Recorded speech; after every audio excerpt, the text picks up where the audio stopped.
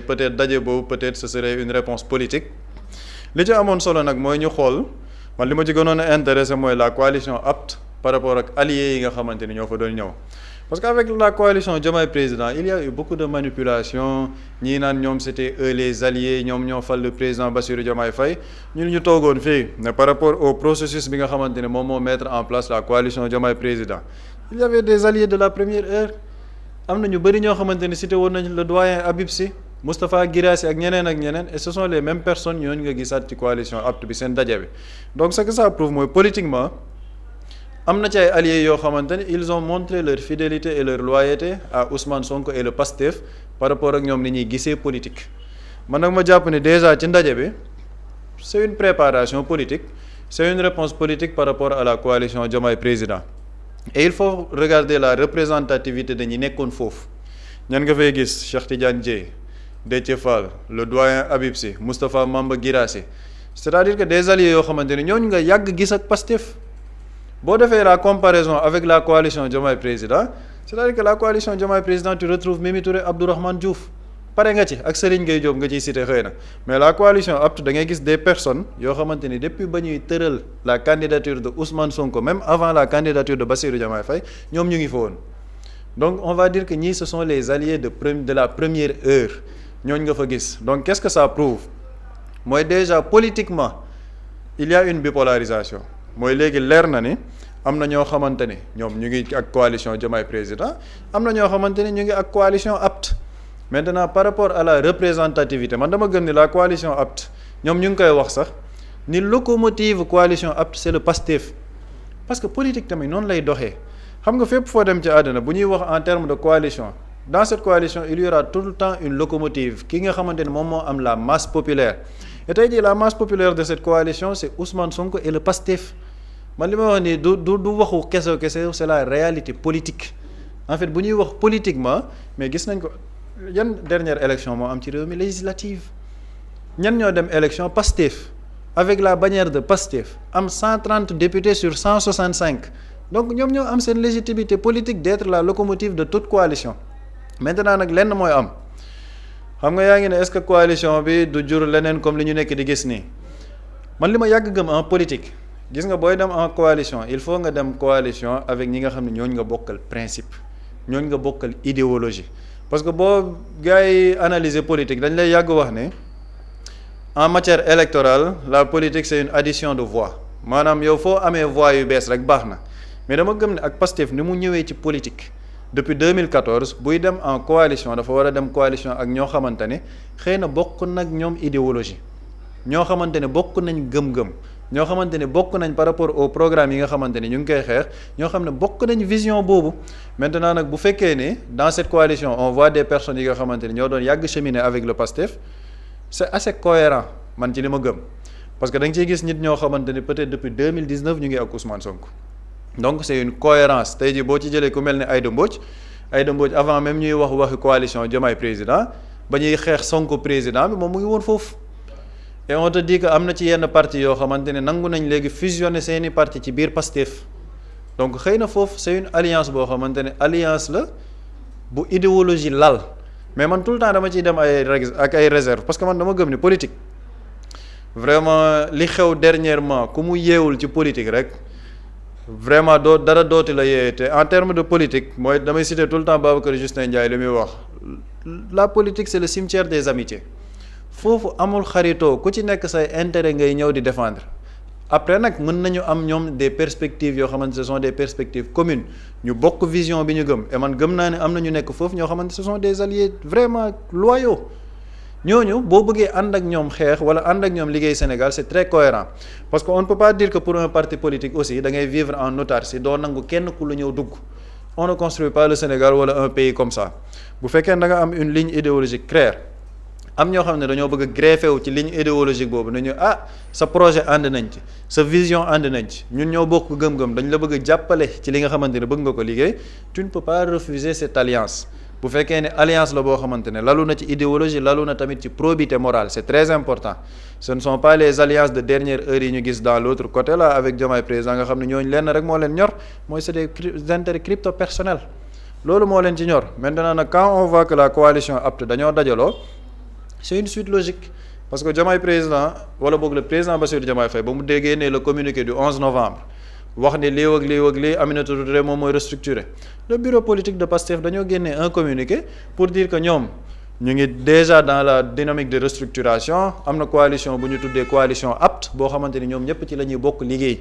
donc ñoom dañoo juste matérialiser cette coalition bi nga xamante ni moom lañ nekkoon di liggéey maintenant nag gis nañ ci ñi fa nekk gis nañ ci li nga xamante ni wax nañ ko ci nee nañ dëgmal nañ peut-être les élections locales de 2027 les élections présidentielles de 2029 loolu nag après c'est la vie politique moo koy mën a déterminer ak ñoom liñ ci nar a def mais damaa jàpp ni c'est dans la dynamique normale d'une démocratie kenn bu gëmee ni war na def coalition de l'autre côté keneen gëm ni war na def coalition de l'autre côté ils sont libres de le faire daal mais le plus important mooy coalition boobu gëm-gëm lal ko idéologie commune lal ko te bu ñu xoolee ci biir coalition bi ñu xam ni li nga xamante ne mooy le parti majeur li ñu woote mu ngi ci mooy le don de soi pour la patrie parce que am na homme politique yu bëri yoo xam ne bu ñuy dugg ci coalition lenn moo leen ci ñor bu ma ci duggee après je suis en attente de poste wala de nomination wala d'intérêt mais est-ce que c'est une coalition pour matérialiser le projet bi woote le don de soi pour la patrie liggéey pour les intérêts du peuple sénégalais jàpp naa ni foofu lay amee solo par rapport ak coalition bi nga xamante ni ñu ngi koy tudd maintenant c'est le cours normal d'une vie politique après on attendra de voir xëy na information yi fa jëlee ak ñoom nan la ñuy dëgmalee seen ligne politique après les sénégalais apprécieront en fonction des propositions yi ñu leen di tegal ci table bi. dëgg la mais Pape Samba li c'est une première au Sénégal nga xamante ni ki nga xamante ni mooy njiitu réew mi ak premier ministre am ku ci nekk daal di xal li nga xamante ni mooy yoonam di 2025 donc on va s'attendre peut-être à ce que Diomaye sampu à ce que aussi Ousmane Sonko tamit daal di sampu mais bu aussi loolu tamit di créer benn dualité au niveau du pouvoir tamit. loolu normalement ça ne doit pas créer une dualité parce que ñun xam nga man dañ ko yàgg wax fii ci plateau bi c'est-à-dire que si le président de la République dafa gëm ni dafa war a politique même si waroon na ak li mu waxoon ak li mu jaayoon sénégalais mais bu gëmee ni dafa war a politique mais qu'il l'assume dem ak Diomaye président am ñëpp xam ni président am na locomotive bu koy porter. On est dans un pays démocratique le premier ministre moom moo nekk le président du parti Pastef mu gëm ne Pastef moom mooy locomotive parti au pouvoir bi moom mooy locomotive la coalition moom it mu beru avec sa coalition foofu man dama gëm ne warul jur coow parce que ce sont des ambitions xam nga le président de la République bu ko neexee mu am ay ambitions présidentielles am après nag ku ci nekk mën na ci débattre par rapport à la pertinence ou non man ma gëm ni ce n'est pas pertinent surtout par rapport ak moom ni ñu ko falee ak jaar-jaar bi ak li nga xamante ne teg na ko sur la table mais bu dee démocratie rek la ñuy wax mais le président il peut mettre sa coalition sur pied dem wax ak après xam nga lan moo ci am dem wax ak sénégalais yi kële ne man lii laay wax Sénégal te man sax Diomaye président lu ñuy wax sénégalais xaw ma lan lañ leen nar a wax loolu tamit c'est un autre problème. xam nga seen ligne. xëy na ñoom dinañ préparer seen ligne parce que li tax ma ne du ma xam lu ñuy wax.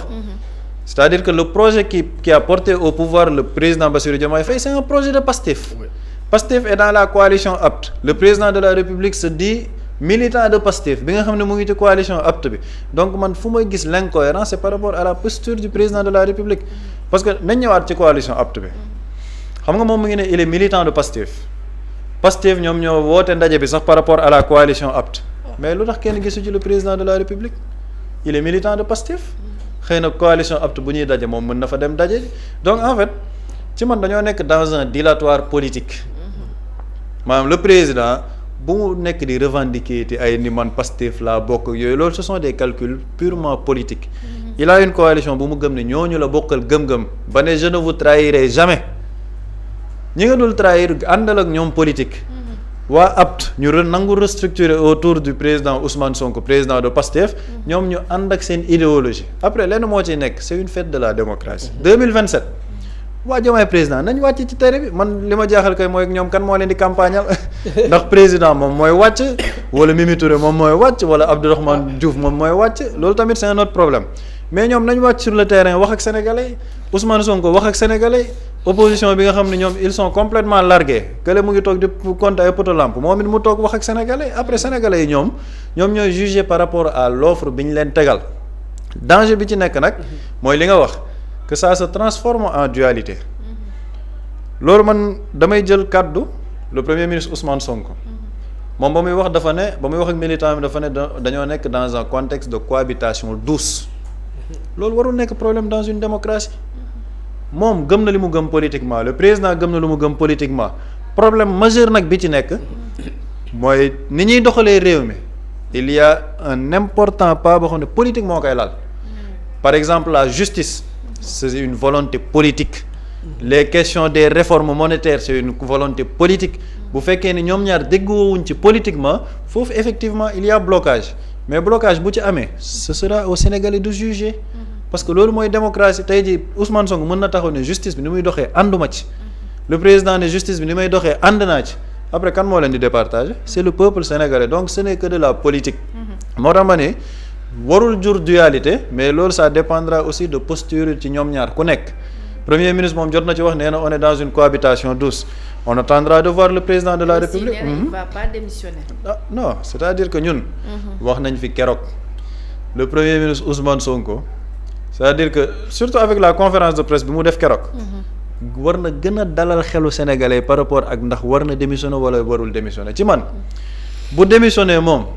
le mandat là na gars yi taxañ sànne xam ne ce sera un mandat perdu man loolu laa gëm parce qu'il y a énormément de choses qui sont en train d'être faites c'est parce que moom mu ngi primature man loolu laa gëm am na yenn gis nga xeex bi ñuy xeex corruption bi xeex bi ñuy xeex yenn affaire de bonne gouvernance li ci ëpp c'est parce que tout est centralisé au niveau de la primature parce que moom il a un droit de regard gis nga toje bi bëriwul ndax lan ñi ci ëpp tamit ñu ngi sóoraale ni Ousmane Sonko nekk primature de tu enlèves Ousmane Sonko tu mets un autre premier ministre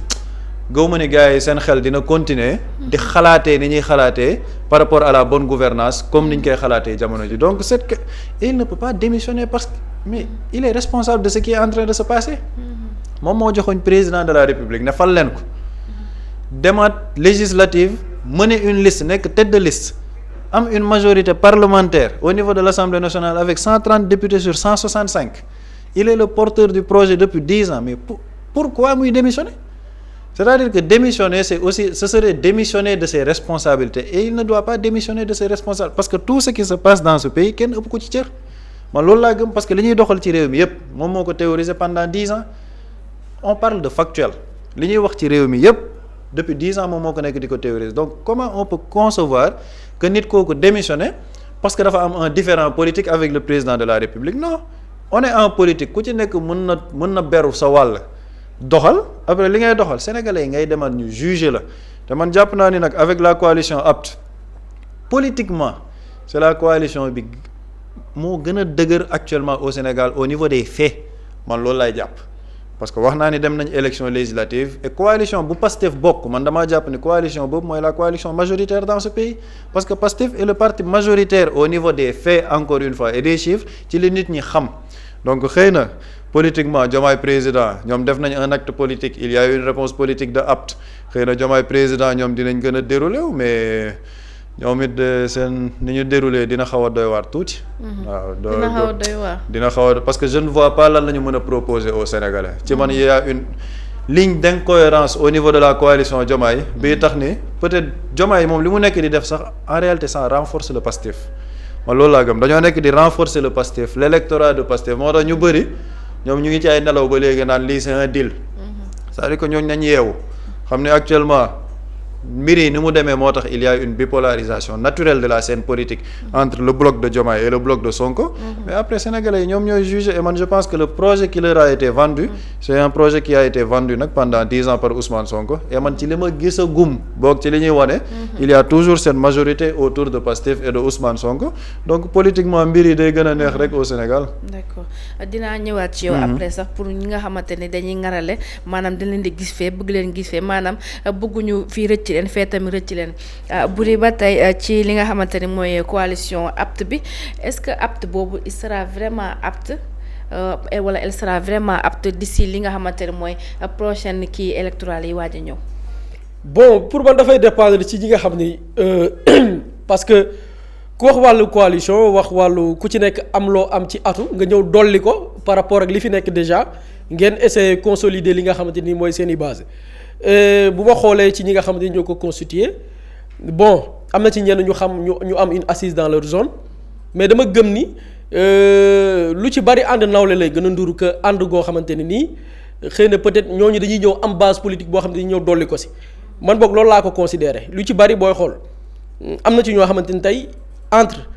ñoom kan moo am intérêt ci biir coalition APT bi ak entre Pastef moo ci am intérêt déet pour man les alliés yi nga xam ne ñëw nañ dolleeku ci xëy na peut-être ñoo ci ëpp liñ ciy gagné boog bu ñu xoolee sur le plan de l'électorat maintenant nag parti doyul et je pense que même le premier ministre l'a souligné bi ñu ko laajee ci affaire coalition yi Pastef a toujours fonctionné avec une coalition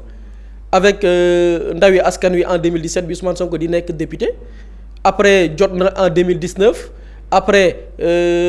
jot na ñëwaat na en 2019 am na MRDS juñu na ko et avec Yewwi Askan Wi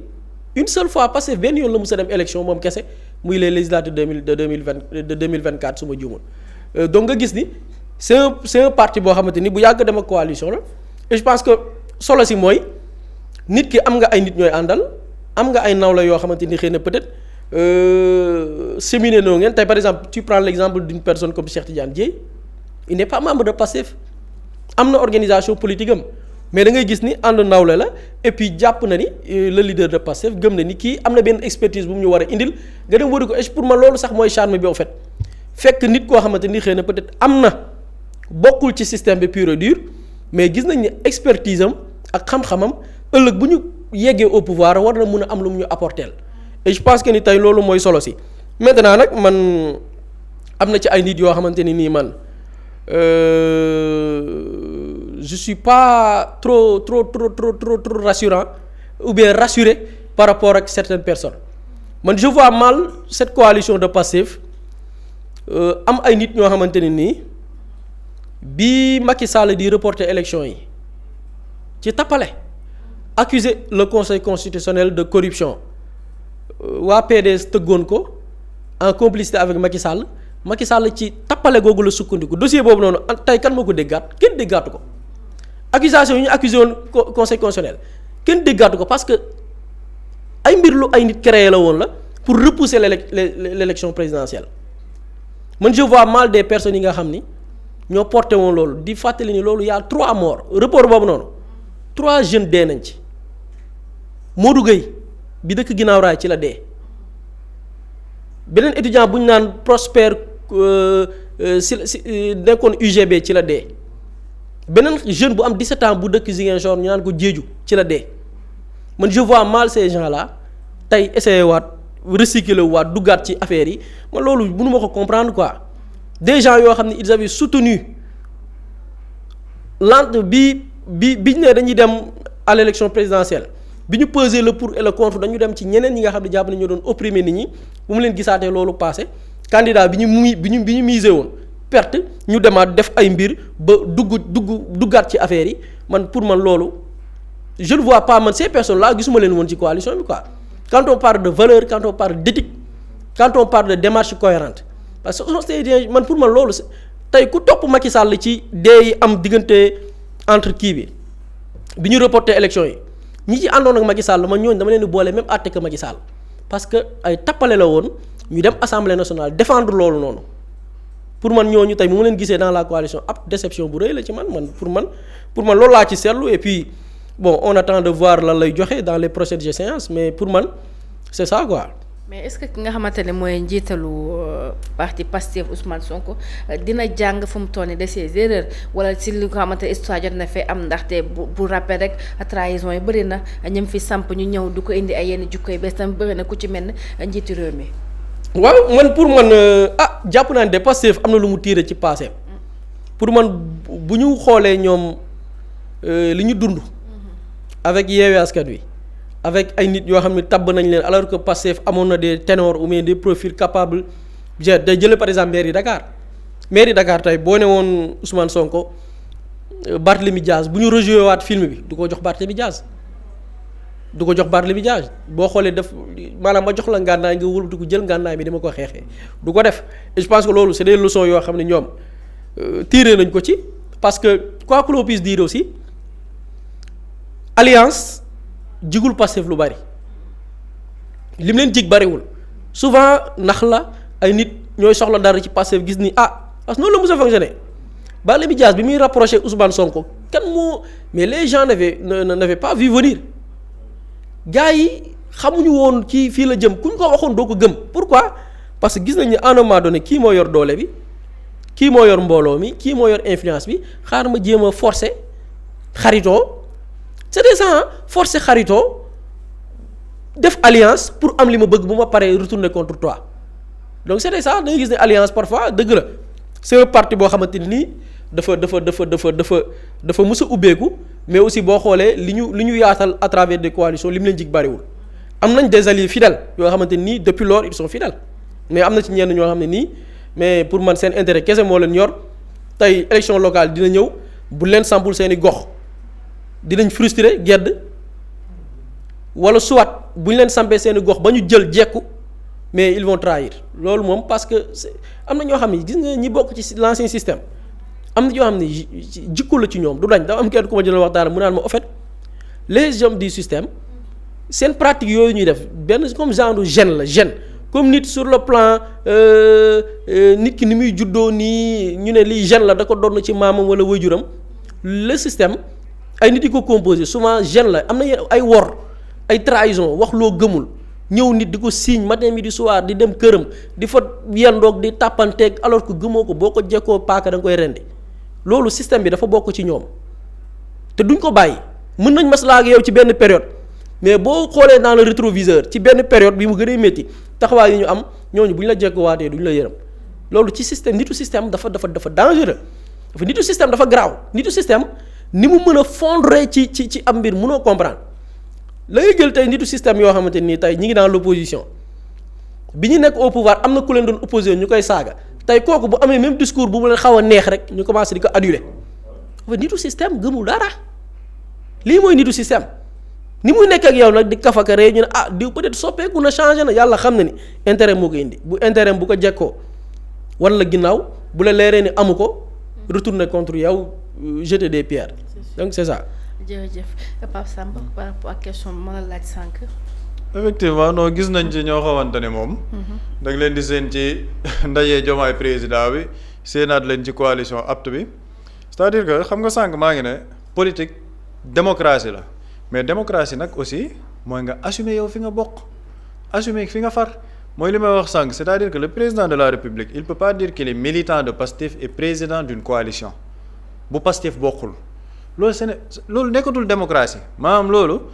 c'est la violation maanaam des textes ñoom xëy na yi leen tënk moo tax keroog bañ ci wax ma ne le parti Pastef ñoom ñooy xool ni ñuy doxalee par rapport ak ñiy doxalee loolu ci seen biir mais par rapport au Sénégalais ñun ñi nga xamante ne dañuy analyser dañ naan mais en fait ces gens là amuñ cohérence politique amuñ lu ñu gëm mooy li buri di wax c'est-à-dire que yow yaa ngi bëgg xëcc fële mais bëggoo fii dara rëcc la fi mooy yow tu n'as aucune cohérence politique amatoo loo gëm yow bëggoo benn rëcc la parce que yaa ngi tout le temps dans des calculs politiques maanaam ay calcul politique lañ nekk man jàpp naa ne calcul politique bu amul woon mais le président moom ci boppam day génn Pastef ne man ànduma ak doxalinu Pastef waa Diomaye président ñooñu laa bëgg a àndal je mets sur place ma coalition bàyyi naa leen ak seen parti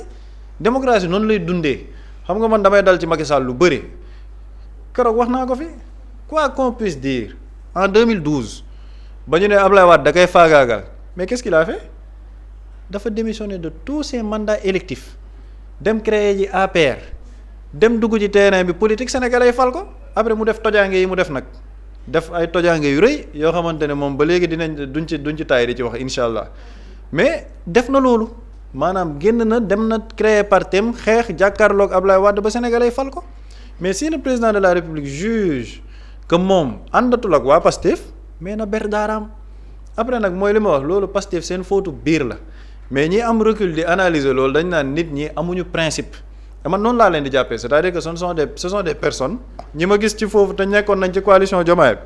c'est-à-dire que amuñ principe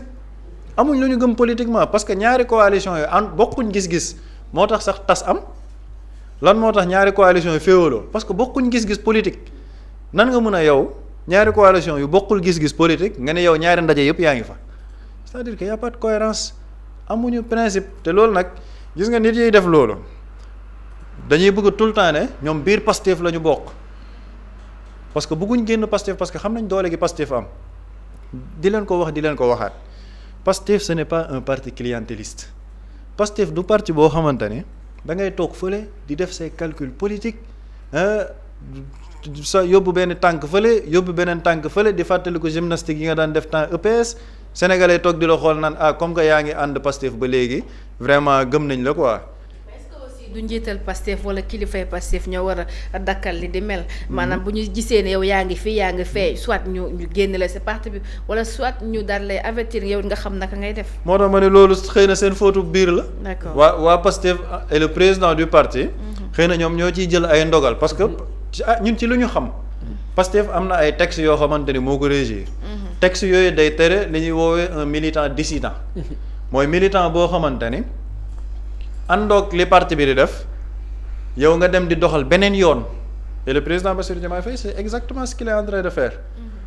moom àndul ak li parti bi di def mais na génn parti bi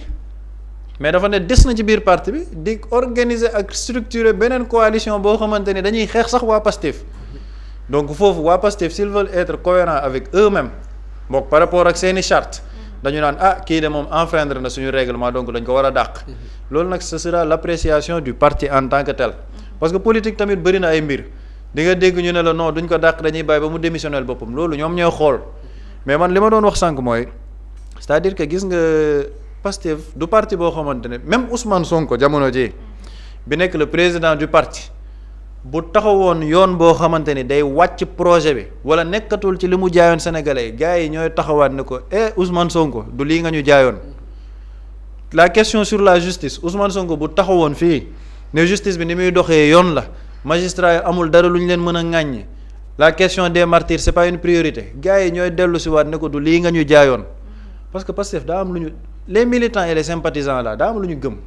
daa am benn idéologie boo xamante ne xëy na moom lañ leen inculquer donc même le président du parti mënul leen dugal ci lu leen neexul asumalaak nag yow koo xamante ne yow simple militant nga même boo waxee ñu naan la waa il a occupé un certain poste c'est-à-dire que ça yi politique bi nit ñi faaleetuñ poste yooyu de en fait ce ne sont pas des postes de responsabilité qui impressionnent nit ñi lenn la ñu gëm mooy principe yi nga woote projet bi nga jaay li nga ne politique bi nii la war a doxee yow fan nga ci toll lan moo ci sa taxawaay mais si tu veux parce que tu es casé au niveau de la présidence tu ne veux pas gêner le président de la République lu président woote yaa ngi fa bu gars yi di daje sax yow la ñuy yónni nga représenter leen fa parce que gis nañ ko les images sont là bu gars yi di def seen activité yow yaay dem représenter président coalition Diomaye président def ndaje nga nekk fa aptu bi def ndaje nga nekk fa c'est-à-dire que kooku yow sa bopp boo toogee tu te regardes devant un miroir tu te dis que mais man awma cohérence man li ma nekk di def nii doo ay principe moo ko lal et loolu nag li may wax tout le temps les sénégalais ñu ngi apprécier foofu la homme politique yu bëri di juumee et même ceux qui sont en train de manœuvrer au sein de Pastef là foog ne mën nañ tas fi ñuy juumee mooy sénégalais yi gis nga sénégalais yi dañoo dépasser les hommes politiques par rapport ak ñoom appréciation bi ñu am moo tax nga gis c'est pas pour tirer encore sur l'opposition moo tax nga gis l'opposition est larguée ñoom dañoo teg sénégalais yi ci niveau bi te sénégalais yi dépassé nañ niveau boobu bu yàgg en termes d'attente par rapport à la politique donc rawatina nag ñi nga xamante ni ñu ngi au niveau du pouvoir ce n'est pas parce qu'ils sont au niveau du pouvoir que la ñuy mën a tuur lëndëm sénégalais à travers des postures yoo xamante ni mooy li nga wax sànq ngarale bi man fii ngarale amu fi de les choses sont très claires il y a un bloc autour du président Bassirou Diomaye Faye il y a un bloc autour de Ousmane Sonko ku ci nekk nag ngir yàlla na nga assumer sa bloc les Sénégalais ne demandent pas plus ku ci nekk assumer sa bloc le président yow Diomaye président doo leen trahir àndal ak ñoom mais bul nekk dans des calculs politiques parce que xam nga ni local yi bu jotee boo nekkee sur le terrain 10 personnes duñu ànd ak yow parce que nag dund na ko de tournée économique ba Ziguinchor ak Tambacounda métti na de parce que ñoom ci seen bopp waa Diomaye président ñoo génnaat di xas waa Pastef naan leen lu tax accueillir leen président de la République parce que ñetti nit topp ñu leen c'est ça la réalité politique ay nit la yoo xam ne ñetti nit topp ñu leen li tax nag bëgguñ génn ci Pastef parce que xam nañ ne Pastef mooy locomotive bi après lenn nag moo ci nekk mooy politique bii ñëw ji keroog waxoon naa ko fi pourquoi ils veulent pas sortir de Pastef xëy na dinañ ca ñëw après ñu ngi waajal un congrès bëgguñ génn parce que ci biir bëgg nañ am lu ñu jël ci biir Pastef à travers des votes ak à travers des stratégies loolu nag mooy li ma wax encore waa Pastef seen photo biir la ñoom ñoo xool nu ñu ciy doxale mais sénégalais yi apprécier ku ci nekk na dem ci sénégalais wax li nga xamante ni yaa ngi ko xalaat mais ñi ciy ngarale moom ñoom bu bésu tànn jotee ci la ñuy xam ni sénégalais yeewu nañ bu baax ci politiciens yi. jërëjëf Pape Samba am na solo ba tey rek ñu wéyal li nga xamante ni mooy waxtaan bi dañuy desandi rek ci parti Pastef